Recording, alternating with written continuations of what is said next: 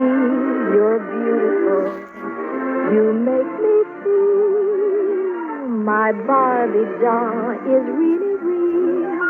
Barbie's small and so petite. Her clothes and figure look so neat. Her dancing outfit rings a bell. At parties she will cast a spell. Purses, hats, and gloves galore. And all the gadgets gals adore. Barbie dressed for swim and fun is only $3. Her lovely fashions range from $1 to $5. Look for Barbie wherever dolls are sold. Someday I'm gonna be exactly like you. Till then I know just what I'll do. Barbie, beautiful Barbie. I'll make believe that I am you. You can tell it's Mattel. It's swell.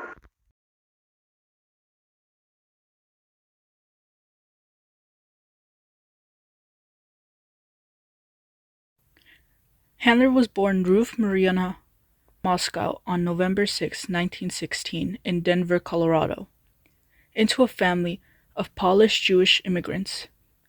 Her parents were named Jacob and Ida Moscow. She was the youngest of 10 children. Soon after Ruth was born, her mother became ill, and at 6 months old, Ruth was sent to be raised by her sister and brother-in-law, Sarah and Louis Greenwald. She stayed with them until she was 19 years old. Handler developed an enthusiasm for business by working at Greenwald's soda fountain, which her sister ran. The soda fountain was located inside Home Public Market, an indoor marketplace that stood at 14th California Street, near the current-day Colorado Convention Center. Handler attended East High School, where she met her future husband, an artistic young man named Elliot Handler. She went on to enroll at the University of Denver, and on a trip to California during her sophomore year, she got a job at Paramount Studios. Once in LA, she never looked back and eventually persuaded her high school sweetheart Elliot to move in with her. In 1938, Ruth and Elliot got married and later began their family and business at home in California. Their partnership marked the beginning of a toy empire. Beginning of Handler's career, she worked at Paramount for a while. Her husband, on the other hand, enrolled in the Art Center College of Design and worked as a lighting fixture designer in the early 1950s. During this time, Elliot Handler would make sketches for Lucite accessories. Handler would encourage Elliot Handler to produce the pieces he would sketch, and he soon later agreed to do the selling. Their business was starting to take off when Handler negotiated a very large order with Douglas Aircraft die-cast models of the Douglas DC-3 airplane. This would later be given to corporate customers for Christmas. Just when the business was starting to take off, President Roosevelt announced that plastics would be restricted to military use only during World War II. When this announcement was made, the Handlers had produced a line of plastic picture frames and were just starting to file a large order. This caused for changes to be done to the company, which included changing the material to a low-grade wood, which turned out to be a success. The orders of low-grade wood picture frames, which was Handler's ideas, were doubled. The same night that orders were doubled, the Handlers and their colleague Harold Matt Mayton, who was hired as the production expert, celebrated. They came up with a name for the company that same night, that being Mattel. This was a combination of their colleagues' names, Matt and Elliot, which was Matt plus Elk, both combining into Mattel. Ruth Handler wasn't included in the company's name, although it was her idea to make picture frames along with her selling being critical in the landing accounts. The Mattel company would later start selling new products. Elliot Handler took care of making toy furniture, while Ruth Handler was in charge of selling them. As the Handlers started to sell more products, the company would be taking in revenues of $2 million, soon making the Mattel company to borrow money from A.P. Giannini's Bank of America as they released more and more products. One of the products that the Mattel family created was the Yokodoodle, which the public showed interest in before it was out on the market. The Handlers were very successful in selling toys, one of them including toy guns, which were based off popular television shows. In 1956, the Handlers went on a vacation to Switzerland, where her 15-year-old daughter Barbara became mesmerized by one display of a 6'11" doll in different ski outfits. 5 years before, Handler had a similar idea, which was a child's doll with an adult body and multiple outfits to change into. Handler would also notice that her younger daughter, Barbara, and her friends enjoyed playing with adult female dolls much more than with baby dolls.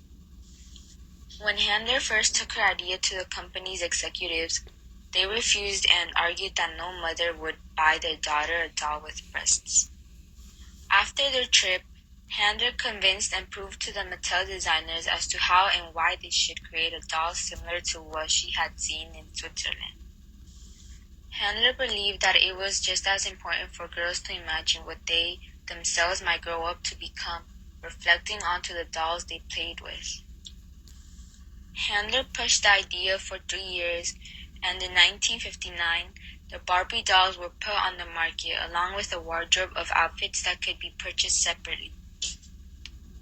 Barbie debuted at the 1959 Toy Fair in New York City, wearing the now iconic black and white striped bathing suit.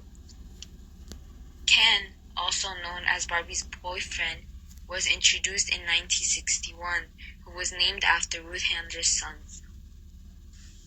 By 1968, the Barbie fan club grew up to 1.5 million members in the United States alone.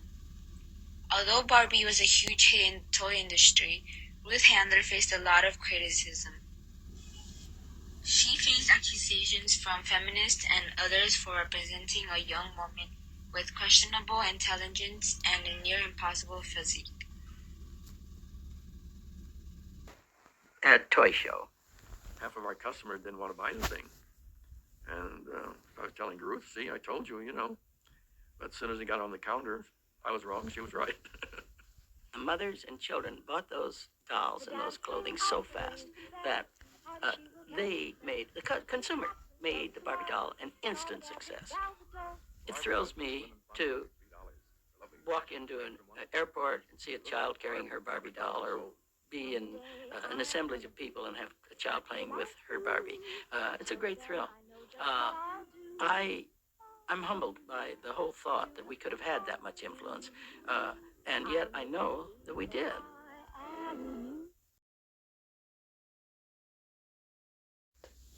Handler was diagnosed with breast cancer, bringing many difficulties into their day-to-day life and having effects on her self-esteem. The adversities that came with the disease would also have an impact on her role in the company, diminishing her power in Mattel and eventually forcing her to resign from the company in 1973. Adding on to this, in 1978, Ruth Handler and her co-workers were fined for supposedly making false financial statements about the Mattel company when they went through a series of investigations by the Securities and Exchange Commission. In her time in the Mattel company, she had a fair share of legal matters which worsened her condition. Since her absence from the company, she would go on to form her own company in 1976, going by the name of Nearly Me, which would make prostheses for women that had suffered from breast cancer like her and had to go through mastectomy. She struggled to fund the prostheses for her ongoing disease for a long time, but she hoped that the prostheses would cure the negative attitude she had towards her own body. She had the realization that thousands of women around the world were experiencing what she was and probably had the same negative image about their own bodies too, leading to the creation of the Nearly Me company. The company Nearly Me still continues to sell prostheses and supplement for women that went through mastectomy like Ruth Handler. I knew that if I was going to make an issue of the whole subject of breast cancer, I may as well do it right. Millionaire inventor Barbie doll says, to know the consumer's needs, then make it cheaper and better. Women at the Top. Double success. After retiring from Mattel, Ruth Handler launched another successful company manufacturing artificial breasts for cancer victims. I never thought that I'd have a good one from National Enquirer, but I did. Though at 85 years old, Ruth Handler died on April 27, 2022, due to complications during her colon surgery. Following her death, the Barbie doll still continued to be a significant and a very successful icon. Mattel, the manufacturer of the Barbie doll, continued to evolve and expand the Barbie brand, introducing adverse dolls with different accessories and themes to keep up with the changing trends going on during that time period. Meaning that Barbie has been more inclusive with their skin tones, wider range of body types, and the careers they showcase. Despite getting criticism for settling an unrealistic beauty standard for women, the Barbie doll is still popular and considered an influential toy for kids all around the world, keeping Ruth Handler's legacy going. Ruth Handler's death was so significant because not only was she the creator of Barbie, to which a lot of young girls looked up to, died, but because she embraced women having different careers, no matter their gender. Her death also marked the passing of an entrepreneur who left a mark on the world with her toy creations.